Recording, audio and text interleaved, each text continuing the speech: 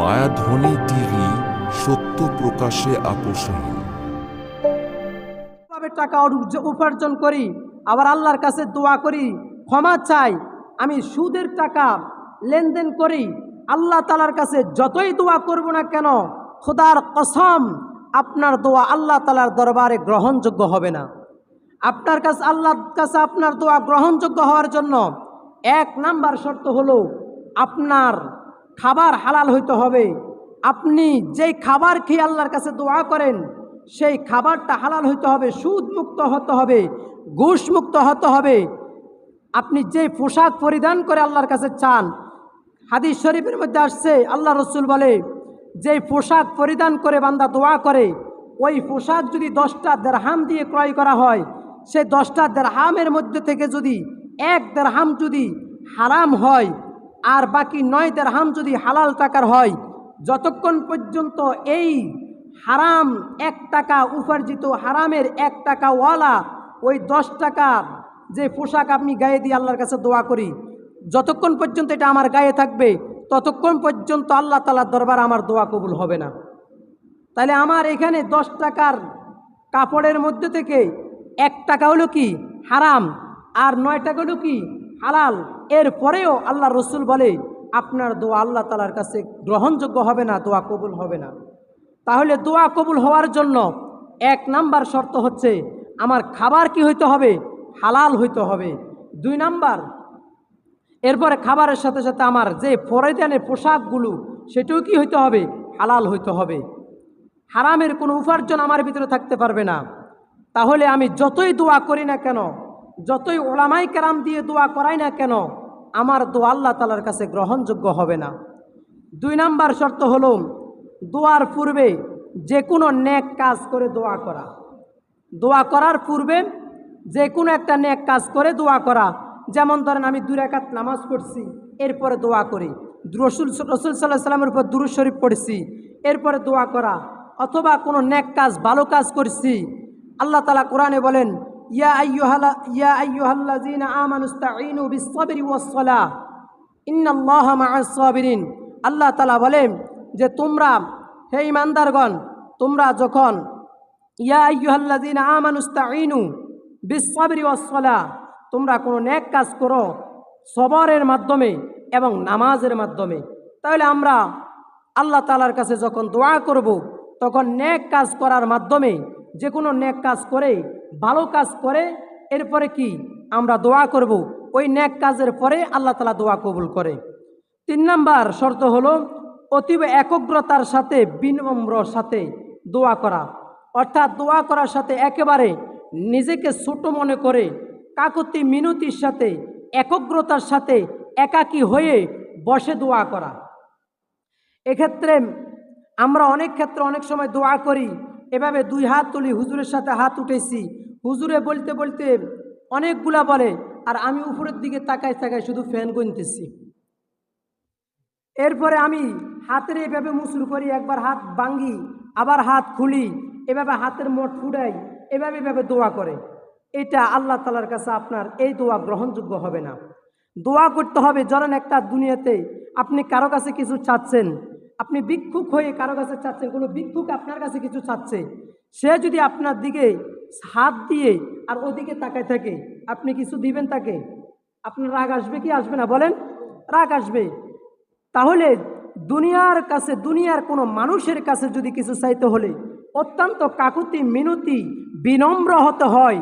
যে মহান মালিকের কাছে যদি চাইতে হয় তাহলে কিভাবে নম্রতা অবলম্বন করে চাইতে হবে, এটা আমরা একটু চিন্তা করি।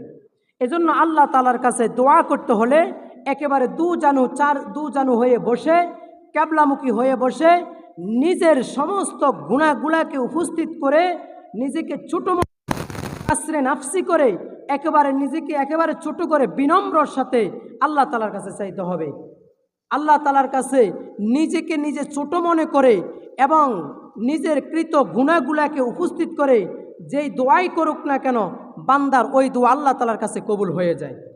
এজন্য আমরা দোয়া করতে নিজেকে ছোট মনে করে এবং নম্রতার সাথে একগ্রতার সাথে দোয়া করব ইনশাআল্লাহ। 4 নাম্বার শর্ত হলো অজু সহকারে দোয়া করা। অজু সহকারে কি করা? দোয়া করা। অজু নেই, দোয়া করি, হ্যাঁ দোয়া কবুল হবে। তবে দোয়া যে কোনো মুহূর্তে দোয়া করা যায়, তবে দোয়ার আদব হচ্ছে, দোয়া কবুল হওয়ার জন্য আদব হচ্ছে আমাকে কি করতে হবে? অজু সহকারে বসে ইতমিনানের সাথে বসে আল্লাহ তাআলার কাছে চাইব, আল্লাহ তাআলার কাছে চাইব। ইনশাআল্লাহ আল্লাহ তাআলা আমাদের দোয়া কবুল করবে। আমরা হাজার হাজার দোয়া করি, বারবার আল্লাহর কাছে বলি, ফলাফল পাই না। হাদিস শরীফের মধ্যে আছে যে যেই দোয়াই করুক না কেন বান্দা, আল্লাহ তাআলার কাছে সমস্ত দোয়া কবুল হয়। এই দোয়ার ফলাফল 3 অবস্থান হয়। হয়তো দোয়া সাথে সাথে দোয়ার ফলাফল দেওয়া হয়, না হয় দোয়ার ফলাফল তার আখিরাতের জন্য বাজেট রাখা হয়, না হয় ওই দোয়া পরিবর্তে তার বিপরীত যদি তার উপর কোনো বিপদ আসার সম্ভাবনা থাকে, এই দোয়াকে পরিবর্তন করে তার বিপদ মুক্ত করে দেয়। তাহলে কিছু দোয়ার ফলাফল যদি এই দোয়ার দ্বারা আমার যদি উপকার হয়, যে বান্দার এই দোয়ার দ্বারা তার এখন উপকার হবে, তখন ফলাফল আল্লাহ তাআলা তার সাথে সাথে ফলাফল দিয়ে দেয়। আবার যদি দেখে এই দোয়ার ফলাফল আমার দ্বারা আমার বিপরীত হবে, আমার ক্ষতি হবে, তখন আল্লাহ তাআলা এই দোয়ার ফলাফল আখিরাতের জন্য বাজেট রেখে দেয়।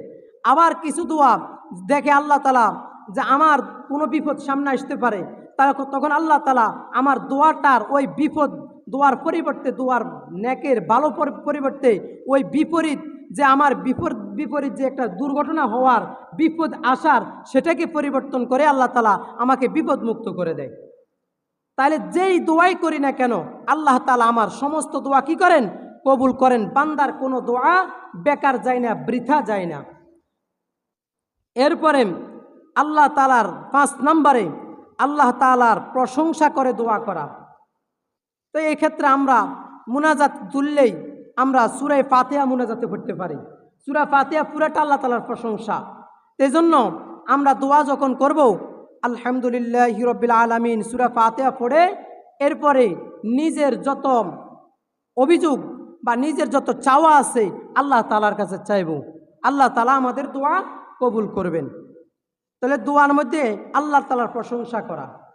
সাধারণত এই দুনিয়ার মধ্যে যদি আপনি কোনো চেয়ারম্যান বা মন্ত্রীর কাছে কিছু পাইতে চান, এর কাছে যাইয়া এর কত প্রশংসা করে কি করে না?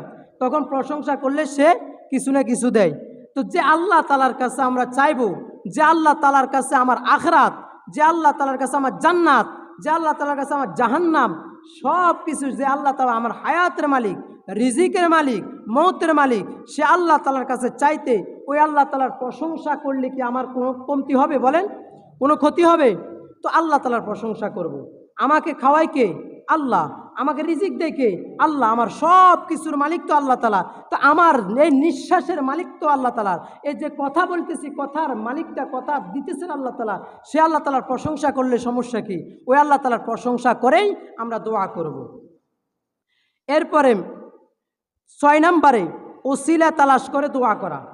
ওসিলা তালাশ করা যে আমি এখন নামাজ পড়ছি, আল্লাহ তোমার কুদরতি কদমে সেজদা করিলাম, আল্লাহ জুমার নামাজ আদায় করে তোমার দরবারে দোয়া করতেছি, আল্লাহ আমার দোয়া কবুল করেন। আল্লাহ কোরআন তেলাওয়াত করে তোমার কালামে পাক তেলাওয়াত করছি, আল্লাহ ইহার উসিলে আমার দোয়া কবুল করেন। আল্লাহ তোমার হাবিবের উসিলে আমার দোয়া করেন। আল্লাহ তোমার হাবিবের রওজায়ে আতহার উসিলে আমার দোয়া কবুল করেন। এভাবে উসিলা আল্লাহ তাআলা কোরআনে কারিমের মধ্যে বলছেন, ইয়া আইয়ুহাল্লাযীনা আমানু ওয়াবতাগু ইলাইহিল ওয়াসিলা। আল্লাহ তাআলা বলে যে তোমরা উসিলা তলব করে আল্লাহ তাআলার কাছে চাও, উসিলার মাধ্যমে। তো এই জন্য আল্লাহ তাআলার আসমাউল হোসনা নাম আছে, আল্লাহ তাআলার আসমাউল হোসনা নামের উসিলায় দোয়া কবুল করবে আল্লাহ তাআলা। রসুলের উসিলা করে আমরা আল্লাহ তাআলার কাছে দোয়া করলে আল্লাহ দোয়া কবুল করবে। তাহলে 6 নম্বর হলো উসিলার মাধ্যমে, উসিলা তালাশ করে কি করা? দোয়া করা, দোয়া কবুল হওয়ার জন্য শর্ত। 7 নম্বর হলো নিজের পাপের কথা বলা। আমি নিজে অন্যায় করেছি, আমি গুনাহ করেছি, আমি অপরাধ করেছি, আমি লজ্জিত, আমি আল্লাহ তাআলার কাছে বড় ঘৃণিত। আমার চাইতে গুনাহগার পৃথিবীতে আর কেউ নাই, আমার চাইতে নাফরমান পৃথিবীতে আর কেউ নাই। যত মুসিবত আসতেছে আমার গুনাহের কারণে আসছে। আমি বলতে হবে আমার কথা। কার কথা বলতে হবে? আমার কথা। আমি এই সমাজের মধ্যে সবচাইতে ঘৃণিত আমি, এই মজলিসের মধ্যে সবচাইতে বড় পাপিষ্ঠ আমি, এই বলে বলে আল্লাহর কাছে চাওয়া। আল্লাহ তাআলা বলে বান্দা তুই নিজের এত ছোট মনে করছিস, এত ছোটো করছিস, তো তোর এই ছোটোটা আমার কাছে পছন্দ হয়েছে, এজন্য আমি তোর সমস্ত গুনাহ মাফ করে দিলাম। আল্লাহ চায় শুধু বান্দা আল্লাহর কাছে ছোট হওয়া। আল্লাহ চায় শুধু বান্দা আল্লাহর কাছে ছোট হওয়া। হযরত আবু যর গিফারি রাদিয়াল্লাহু তাআলা আনহুর ঘটনা। হযরত আবু যর রাদিয়াল্লাহু তাআলা আনহু এভাবে মসজিদের সামনে দিয়ে হেঁটে যাচ্ছেন।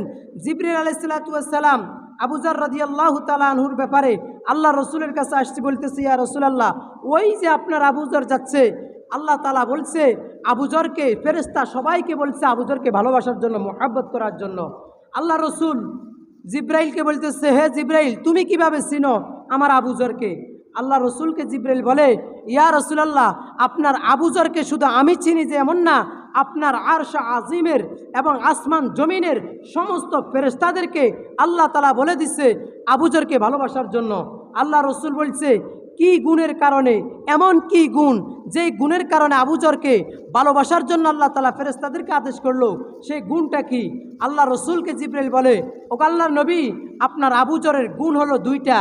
এক নাম্বার গুণ হলো সিগারে আলা নাফসিহি, নিজেকে নিজে ছোট মনে করা।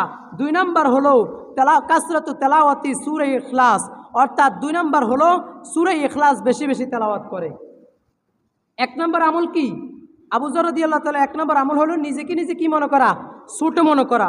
তাহলে আমরা যদি ছোট মনে করি, নিজে নিজে ছোট মনে করি যে আমার চাইতে গুনাহগার পৃথিবীতে আর কেউ নাই, আমার চাইতে ছোট আর কেউ নাই, আমার চাইতে ঘৃণিত, আমার চাইতে একেবারে ছোট, একেবারে দুর্বল এ পৃথিবীতে আর কেউ নাই, যা কিছু হচ্ছে আমার গুনাহের কারণে হচ্ছে, এই বলে বলে আল্লাহর কাছে চাইলে আল্লাহ তাআলা কি আমাকে মাফ করবে না? বলেন, মাফ করবে। তো এজন্য দোয়া কবুল হওয়ার জন্য নিজের পাপের কথা নিজে বলা, আল্লাহর কাছে বলি, আল্লাহ আমি অমুক গুনাহ করে ফেলেছি, আল্লাহ আমি অমুক গুনাহ করে ফেলেছি, আল্লাহ না জেনে করেছি, অন্যায় করেছি, অপরাধ করেছি, বুঝতেছি, তাই তোমার দরবারে ফিরে এসেছি, তুমি আমার গুনাহগুলা মাফ করে দাও। 8 নাম্বার হলো দোয়ার আগে এবং পরে দুরূদ শরীফ পড়া। দোয়ার আগে এবং পরে কি পড়া? দুরূদ শরীফ পড়া। দোয়ার আগেও দুরূদ শরীফ পড়ে দোয়া করা, দোয়ার পরেও দুরূদ শরীফ পড়ে দোয়া শেষ করা। আল্লাহ রসুল সাল্লাল্লাহু আলাইহি সাল্লাম বলে, ওই দোয়া ততক্ষণ পর্যন্ত আল্লাহর দরবারে কবুল হয় না, আসমান জমিনের মাঝখানে ঝুলন্ত অবস্থায় থেকে যা, যতক্ষণ পর্যন্ত দোয়ার মাঝে এবং শুরুতে এবং শেষে আল্লাহ রসুলের উপর দোয়া দুরূদ শরীফ পড়া হয় না, ততক্ষণ পর্যন্ত ওই দোয়া আসমান এবং জমিনের মাঝখানে ঝুলন্ত অবস্থায় থেকে যায়। এজন্য দোয়া কবুল হওয়ার জন্য আল্লাহ রসুলের উপর দুরূদ পড়তে হবে। আল্লাহ রসুলের উপর দুরূদ পড়লে আল্লাহ তাআলা দোয়া কবুল করবে। 9 নম্বর শর্ত হলো দোয়া কবুল হওয়ার প্রতি বিশ্বাস রাখা। দোয়া কবুল হওয়ার প্রতি কি রাখা? বিশ্বাস রাখা, যে অবশ্যই আমার দোয়া কবুল হয়েছে, এইটার উপর কি রাখা? বিশ্বাস রাখা। এখন আমরা দোয়া করি, এমনি করে চলে যাই, তার কবুল হইলে হইব, না হইলে নাই। আমরা এমনভাবে মানে একেবারে হেলায় দুলাই চলে যাই, অথচ আমার প্রত্যেকটা কথা রেকর্ড হচ্ছে কি হচ্ছে না? আল্লাহ তাআলার কাছে গ্রহণযোগ্য হবে ইনশাআল্লাহ। আল্লাহ রসুল তো বলছে, তোমার কোনো দোয়া বৃথা যায় না, সব দোয়া কবুল হয়। এজন্য আমার দোয়া কবুল হয় এই বিশ্বাস রেখে কি করতে হবে? দোয়া করতে হবে। আমি যেই দোয়াই করি না কেন আল্লাহ তাআলা আমার দোয়া কি করেন? কবুল করেন। এই বিশ্বাস রেখে দোয়া করা। 10 নম্বর হচ্ছে 2 হাত তুলে দোয়া করা। 2 হাত তুলে কি করা? দোয়া করা। তাহলে 2 হাত তুলে এভাবে হাতের কি মুসুর করা যাবে? এদিক সেদিক তাকায় তাকায় দোয়া করা যাবে? তারপরে ঘুমাই দোয়া করা যাবে? হুজুর দোয়া করে ঘুম যাই, আমরা হাত তুলে কি করি? কি যাই? ঘুমাই।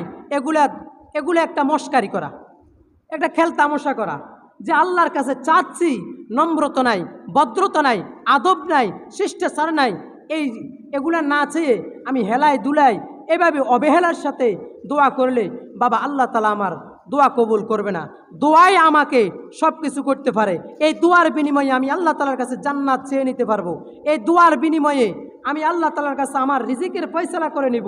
এই দোয়ার বিনিময়ে আমি আমার সমস্ত বিপদ আপদ মুক্ত করে নিব। এই দোয়ার বিনিময়ে আমার জীবনের সব কিছু ফয়সালা হবে দোয়ার বিনিময়ে।